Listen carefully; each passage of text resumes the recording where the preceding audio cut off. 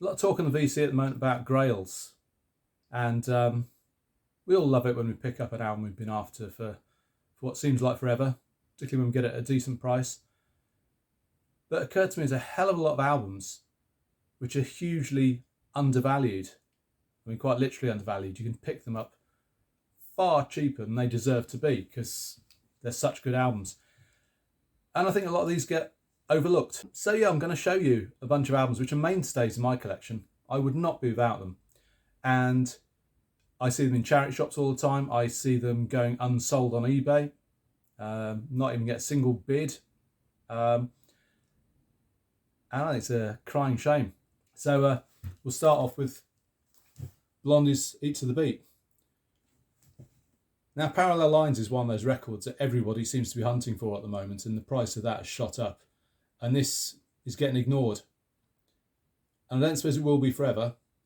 So get it while you can, because to me this is a better album than Parallel Lines, and Parallel Lines is a classic. This was the follow-up, came out in 1979, and I bought it on pre-recorded cassette at the time, played it endlessly and wore it out. It's produced by Mike Chapman, who does a fantastic job. He seems to have the ability to, under the sort of umbrella of his own production, manage to sound at times like he's channeling Phil Spector and doing a Wall of Sounds kind of a thing. At other times, it almost sounds like a Giorgio Moroder production. So you've got big sounds on here. You've got Debbie Harry singing better than she ever has. She sounds as beautiful as she looks on this album. Absolutely amazing. And Clem Burke is playing up a storm on him. He is just one of the most energetic drummers imaginable. I mean, he's the living kind of epitome of a rock star who just lives for the music, and he drives every song along on here. He's a great drummer, and every performance is great on here. It's such a good album. You got to buy it. Just go out and get it before everyone else does. And another one you can pick up cheaply, the Pretenders debut. And I mean, I've checked all of these on eBay, completed listings. So everything I'm going to show you, goes for, well, very often it doesn't go. It doesn't sell, not even for the opening bid. So you can probably pick up a copy of this for £3 or £4, no problem. Another great album, a great debut. Chrissie Hynde, well known for having been part of the punk scene, hanging around with Malcolm McLaren and the like. But she decided to put out an album which was influenced by that, but was just as much influenced by girl bands of the 60s and by the Kinks. I mean, she even covers Stop Your Sobbing on here, the Ray Davies song. Produced by Chris Thomas, and all apart from Stop Your Sobbing, which is produced by Nick Lowe. And it's very well produced. It's there's a light hand at work here. It's definitely not overproduced. It sounds quite live, quite raw, but produced enough to be commercial. The big hit on here was Brass in Pocket, which was a huge single in 1979 when this came out. I distinctly remember it being in the charts and loving it at the time. And this is another album that is driven along by the drums. Martin Chambers is a fantastic drummer. I seem to remember that when Guns N' Roses kicked Steven Adler out, there's a strong rumour that Martin Chambers was going to take over the drum stool in Guns N' Roses, which, looking at him, he may not look like an obvious fit, but his playing would definitely fit. He's got that real sort of hard, punky drive to his playing, and timekeeping's spot on. So it's a great album. The guitar playing is a mix of angular, aggressive riffs that'll take your head off, and chiming, open, jangly chords. Lovely stuff. So don't sleep on it. Pick up a copy. And it's cheap enough. If you don't like it, you can toss it. Then here's an album that you will see in pretty much every charity shop or car boot sale you walk into in the UK, and you will ignore it, and the fact that it's 50 pence for pounds won't persuade you to buy it, but it should. And it's Sky's debut album, and this is one of those ones that you probably look at and think, oh, it's going to be some new age thing or some easy listening thing, but I suppose I can't blame you for thinking that. When I was a kid, my dad had this, and it was one of those rare occasions when he played something I thought, yeah, this is okay actually. And then I grew to really like it, and it was only in later years I thought, that was sort of prog rock that my dad was playing, which was definitely not his thing. But that's part of the problem with this album. Some of the musicians, people like John Williams, are classical musicians, and then you've got people who are better known for playing in rock bands. People like Herbie Flowers, who played bass on Walk on the Wild Side by Lou Reed and on Space Odyssey by David Bowie. And then you've got Francis Monkman, who played keyboards in Curved Air. So the pedigree is there to make this appeal to prog fans, but for some reason it almost seems like it's overlooked, that it's an embarrassment or something. I don't get it. It is slick. There's nothing underground about this album whatsoever, and it was very successful for them, I think. I mean, it have to be for every charity shop in the country to have a copy. But I think it's time that it was reappraised, because to me it is a prog album. It's slick, but God, with that musicianship, you know, you're not going to have any rough edges. And they do interpretations of classical themes, particularly on later albums. But the opening track, Westway, just got such a great groove to it. You know, listen to that. If that doesn't do it for you, pass on it. But a great album, I think. And like I say, it's yours for 50 pence. How about Manfred Mann's Earth Band and Solar Fire? One thing about this album is I've never liked the artwork. I just think that, yeah, it's supposed to be the sun, I guess, but it's a boring cover. But the contents is quite incredible. I love this album. I love Manfred Mann's Earth Band. But for me, this is the pinnacle of what that band achieved. It's a lot less well known than Dark Side of the Moon or Fragile or Tales of Topographic Oceans or any of these prog mainstays. But it shouldn't be. And again, you can pick this up so cheaply. I keep saying this, but it's yours for under £5. I've got 2 or 3 copies just because I've got different pressings from different parts of the world, and I don't need them, but what's the point in selling them? I'll get nothing for them. But it's a great sounding album. You've got all the analog keyboards you could ever want. You've got great guitar playing. You've got weird tracks like Pluto the Dog, which are built around sort of a loop of dogs barking. And if Pink Floyd were doing that, which I seem to remember they did with Animals, a bit later than this. What year was this? 73? Everyone would be lapping it up. So, again, don't sleep on it. Solar Fire. Yes, Tormato. I know what you're going to say. Yeah, but it's not one of Yes's best. Yeah, but it's not as bad as people say. In fact, it's a really good album. It was my introduction to Yes. A school friend of mine had this. I'd never heard Yes before. And the artwork, for starters, drew me in. That squashed tomato on the cover. Which is probably why 99% of the copies listed on eBay are listed as tomato rather than Tormato. Which kind of shows you how little regard people have for it. They can't even be bothered to get the name right. But it's a superb album. I mean, it's the classic lineup, or one of the classic lineups. You've got Rick Wakeman here, you've got Steve Howe and John Anderson, you've got Alan White on drums, you've got Chris Squire on bass. And you've got fantastic songs like Don't Hunt the Whale and Arriving UFO. Circus of Heaven has a slightly nauseating child's voice talking on it, but you can get over that. But this is just such a good album. And again, so cheap to pick up. So cheap to pick up. And while you're waiting for that first pressing of Fragile with a stapled in booklet on the Red and Plum Atlantic label to turn up cheap, pick this up, because you will get this for £2-3. And it's superb.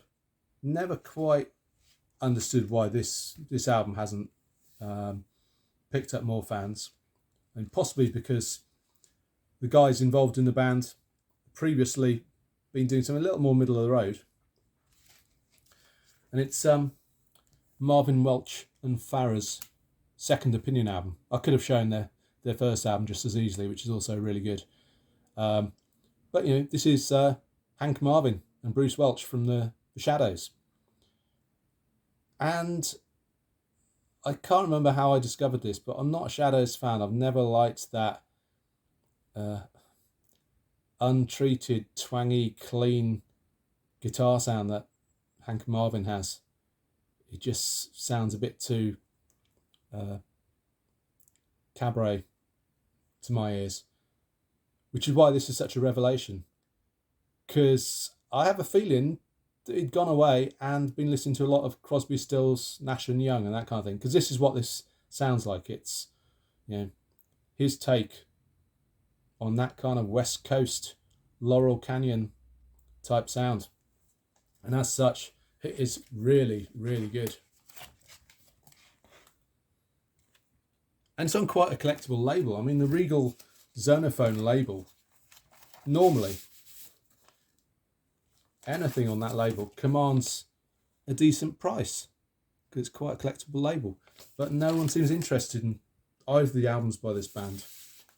And there's also an album just by Marvin and Farrah as well, which is in a similar sort of vein. But again, it can be had very cheaply, and I can thoroughly recommend it.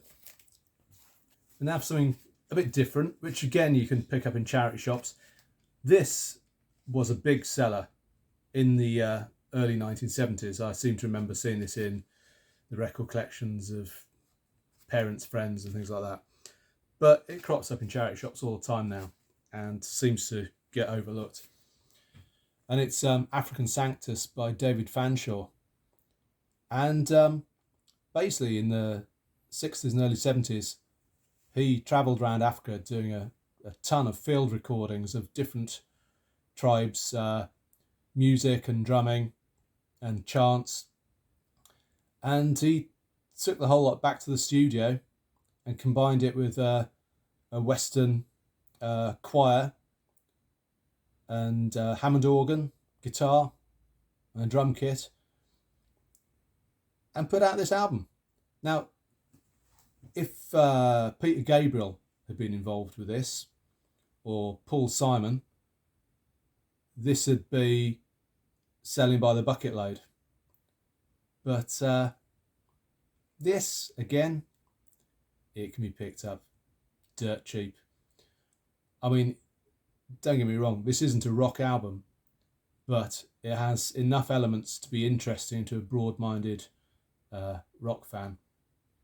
And the production is incredible. The way that David Fanshawe has combined the field recordings with a Western choir and Western instruments, just quite breathtaking. And there he is, making some of his field recordings. For me, the only misstep on this album is the track Lord's Prayer, which is exactly what it says. It's a rather straight rendering of that particular prayer, sung by a very screechy voiced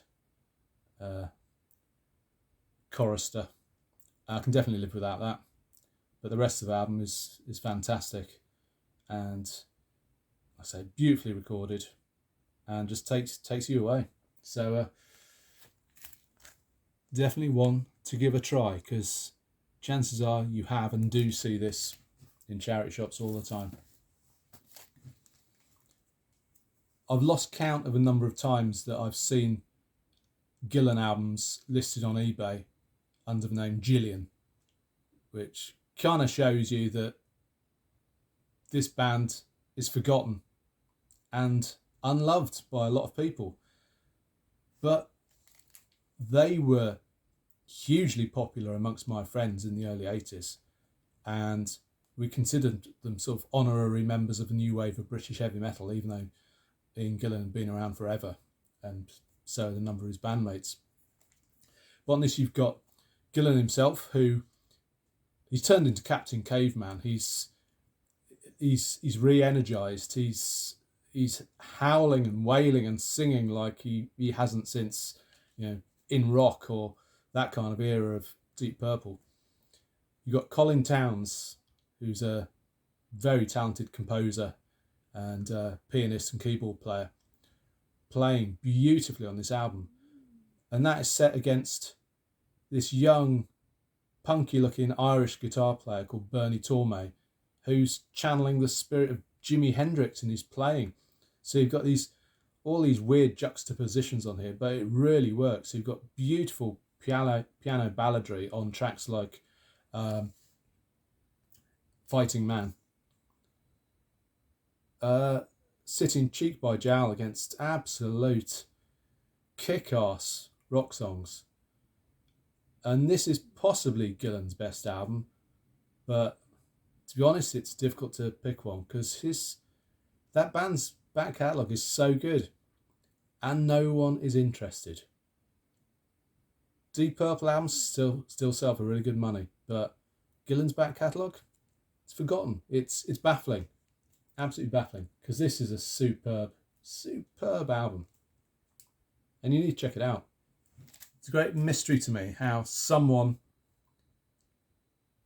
as influential as Steve Hillage can have an album like Motivation Radio that nobody seems interested in buying. Perhaps everyone who wants a copy already has it, because you cannot give this away at the moment.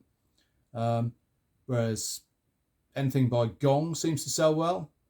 The Khan album that he played on, that's you cannot get hold of for love nor money. Albums that are in a similar vein, by, like I say, Gong or Hawkwind or Mike Oldfield all seem to be in demand. But this album just will not shift. Other albums in his catalogue do, but this one doesn't. I'm wondering whether it's something simple as that cover art puts people off, because it's fairly cheesy. But this was the first Steve Hillage album I ever owned, first one I ever heard. And perhaps in part that's why it's my favourite still. But it could just be that it's so damn good. And it really is good. I mean, Steve Hillage is a phenomenal guitar player. And on this, as well as playing, his Strat with various effects, he's playing synth guitars. And there are a ton of analog synths on here. And the band is so tight, and brilliant musicianship on here. They almost have a jazz fusion tightness to them. Not that this is a jazz fusion record, but it definitely has that kind of a sixth sense to the playing. It's quite incredible. It is spacey, it is experimental. Definitely would appeal to fans of Gong and Hawkwind. It's got the usual lyrical themes you'd expect: space travel and visitations from outer space, that kind of thing. Particularly on the track Light in the Sky, which features a really charming vocal by his partner. Her name escapes me. Michelle Girodi, is it? Miquette Girodi. And she's been involved in Gong and plays with Steve Hillage in System 7, his more dance-orientated project as well. And I don't know what else to say about this album. It's one that goes so cheaply when it does sell at all that it's almost insulting to the quality of the music on here. But pick it up while it's cheap, because someone's going to discover it soon and word will get round and you won't be able to pick it up for £3 or £4. You'll be having to pay what it's really worth, which is like 25 or 30 quid. But hey, get it while you can. And finally, Wings, Band on the Run. Arguably Wings' best known album. But you will have no trouble picking this one up for under £5. And again, that just seems wrong somehow when so much lesser albums are clamoured over. There's a lot of interesting backstory to this album. It was recorded in Lagos, and most of his band quit just before they flew out to Africa. So it was pretty much just Paul and Linda McCartney and Denny Lane who were left on this project. And when they got to Lagos, they found the studio they'd booked hadn't been built properly. There's no equipment in it. They got mugged while they were in Lagos. So everything was against them. But they ended up producing arguably the best Wings album there is. And it is a fantastic album. Any album that starts with Band on the Run followed by Jet, you can't go wrong. It wouldn't matter what the rest of the album's like, but the rest of the album's fantastic. But that pairing of songs, just incredible. It's better than the Beatles' Let It Be album. Sorry, but it is. And you got to get it. So there you go. I'll see you soon. Take care. Bye-bye.